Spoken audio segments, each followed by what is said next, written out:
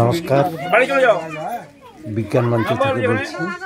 ইংরেজি আজ আমরা পড়াতে এসেছি কিছু ছাত্রদের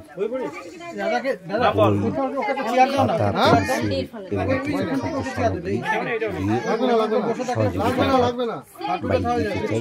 কারণ ছাত্র আমরা সেই ছাত্রদের পাশে চাই। ছাত্ররা যাতে বিজ্ঞান মনস্ক হয়ে ওঠে এবং বিজ্ঞান সচেতন হয়, সমাজের যত কুসংস্কার আছে সেগুলো থেকে বেরোতে পারে। সেই কারণে আমরা গ্রামে গঞ্জে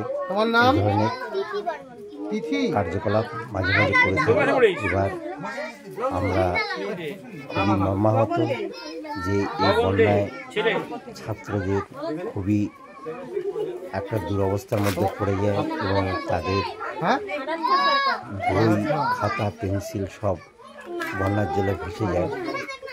সেই মধ্যে ফুলবাড়ি শাখার আমাদের মাননীয় পরেশ কীর্তনীয় এবং তাপস দাস